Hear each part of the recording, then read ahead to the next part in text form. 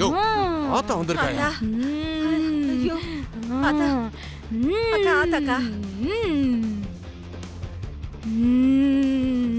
ஆத்தா உனக்கு என்ன வேணும்? நாங்க வச்ச பூஜையில ஏதாவது குறை இருந்தா எங்களை உன் புள்ளையா நினைச்சு மன்னிச்சிருமா. உனக்கு என்ன வேணும்னு கேளு ஆத்தா, நாங்க பண்றோம். நான் கேட்க வரல, குடுக்க வந்திருக்கேன். எனக்காக ஏற்பாடு பண்ண பூஜையில என் மனசெல்லாம் நிறைஞ்சிடுச்சு. நான் சந்தோஷமா இருக்கேன். ஒவ்வொருத்தரா வந்து உங்களுக்கு என்ன வேணும்னு கேட்டு ஆசீர்வாதம் வாங்கிட்டு போங்க. அத்தா வர்ற எலெக்ஷன்ல அதிக ஓட்டு வித்தியாசத்துல அமோகமா ஜெயிச்சு நாங்க ஆட்சி அமைக்கணும் ஆத்தா. அது மட்டும் நடந்துச்சுன்னா நீ சொல்ற இடத்துல உனக்கு கோயில் கட்டி உபாபிஷேகம் பண்ற ஆத்தா. இன்னொரு கூட ஆத்தா இந்தாங்க ஆத்தா.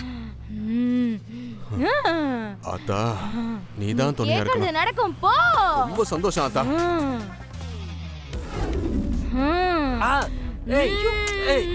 சித்ரா சித்ரா அடிக்காத. சித்ரா சித்ரா சித்ரா. ஐயோ என்னடா ஏன் இடத்துலயே வந்து உன் புத்திய காட்டுறியா? உனக்கு எவ்வளவு தைரியம் இருந்தா கோயிலுக்குள்ள வந்த பொண்ணுங்க கிட்ட தப்பா நடந்திருப்ப.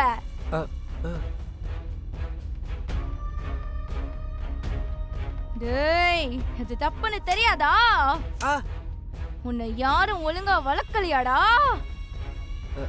இல்ல நான் அப்பலாம் எந்த தப்பும் பண்ணலையே. டேய் என்கிட்ட போய் சொல்றியா? நான் பார்த்துட்டு தாண்டா இருக்கேன். ஏன் இடத்துக்குள்ளேயே வந்து பொண்ணுங்க மேல கை வச்சிருக்கனா இன்னும் என்னென்னலாம் பண்ணுவ? உன்னை இப்படியே விட்டா சரியா வராதுடா. நீ பண்ண தப்புக்கு தண்டனை கொடுக்க போறடா. சின்ன பையன் அப்பா அப்பா எதனா பண்ணுங்கப்பா. சின்ன பையன். சித்ரா அடிக்காத. சித்ரா அப்படிலாம் பண்ணாத ஆத்தா. ஐயோ விஸ்வா சித்ரா அட ஆத்தா. ஐயோ ஆத்தா அவன் அடிக்காத ஆத்தா. அப்பா ஆத்தா சின்ன பையன். ஆத்தா வேணாம் ஆத்தா. அடிக்காத சித்ரா. சித்ரா சித்ரா சொல்றேன்ல. யாராவது நடுவுல வந்து என்ன தடுத்தா இவனை காப்பாத்த நினைச்சா நீங்களும் இவன் பண்ண தப்புக்கு உடந்தையா இருக்கீங்கன்னு அர்த்தம். அப்புறம் உங்களுக்கும் இதே நிலைமைதான். சரி யோ அதான் ஆத்தா சொல்லுது இல்லையா, பின்னாடி போங்கயா.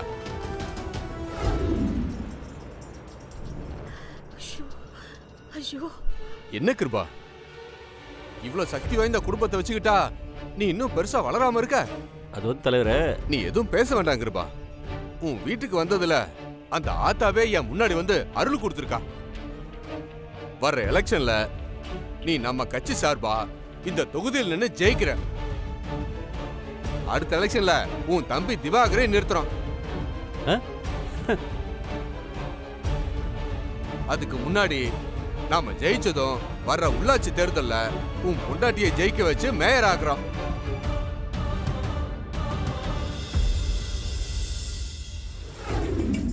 அண்ணா எனக்கு இந்த மாதிரி வருஷத்துக்கு ஒரு சான்ஸ் கிடைச்சா போதும்.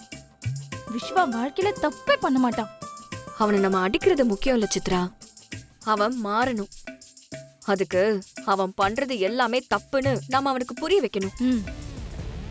இல்லனா உங்க அப்பாவும் சித்தப்பாவும் சேர்ந்து விஸ்வாவை அவங்கள மாதிரி மாத்திடுவாங்க. அவனெல்லாம் மாத்தவே முடியாது.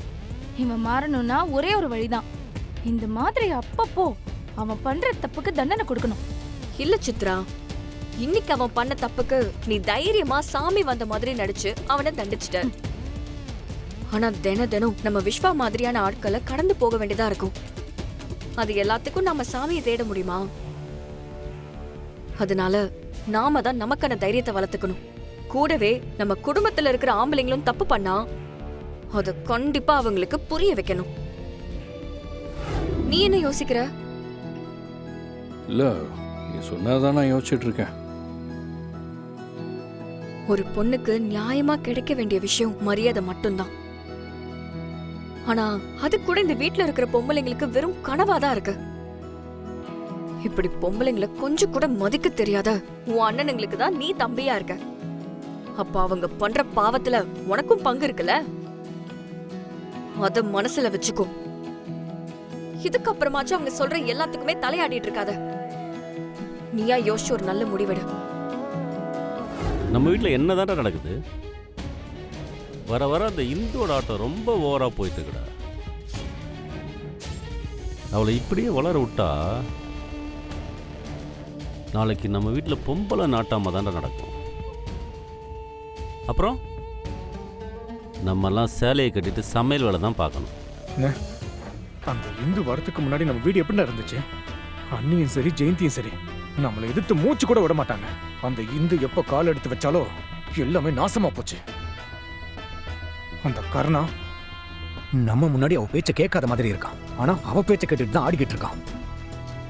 அந்த இயரிங் டேட் தெரிஞ்ச உடனே நம்ம ஏதாவது ஒண்ணு பண்ணிருக்கணும். சும்மா விட்டது தப்பா போச்சுன்னு. நீங்க 2 பேரும் மாறி மாறி இப்படியே பேசிக்கிட்டே இருங்க. டேய், இப்போ உனக்கு என்னதான்டா பிரச்சனை? அண்ணே, அவன் வேற ஒரு வருத்தத்துல இருக்கானே. வேற ஒரு வருத்தத்தெல்லாம் ஒன்றும் இல்லை. அவங்க 2 பேரும் டைவர்ஸ் பேப்பர்ல கையெழுத்து போட்டுட்டாங்கன்னு நீங்க 2 பேரும் நினைச்சிட்டு இருக்கீங்க. அப்படி கையெழுத்து போட்டு கொடுத்துட்டா அவங்க 2 பேரும் ஹஸ்பண்ட் அண்ட் ஒய்ஃப் இல்லைன்னு ஆயிருமா? இன்னும் அவங்க 2 பேருக்குள்ளேயே புருஷன் பொண்டாட்டின்ற நினைப்புல தான் இருந்துட்டு இருக்காங்க. மாமா, என்னாச்சு? ஏதோ யோசனையில இருக்கிற மாதிரி தெரியுது. கருணா தூங்கிட்டானாமா?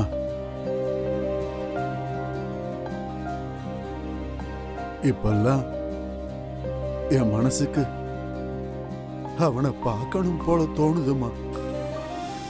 இதுக்கு முன்னாடி என் மனசுல உள்ளதெல்லாம் சொல்றது கூட ஆள் இருக்காது. இப்ப நீ இருக்க. முதல்ல நீங்க மாத்திரை போடுங்க மாமா.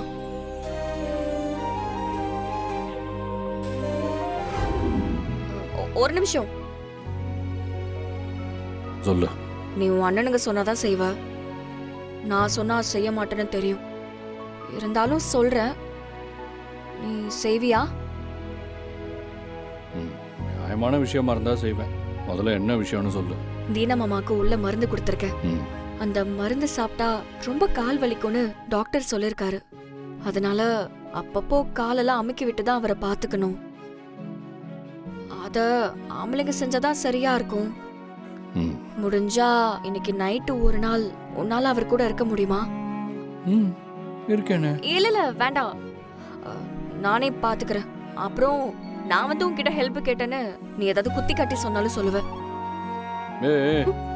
நீ பாட்டுக்கு பேசிட்டே போற.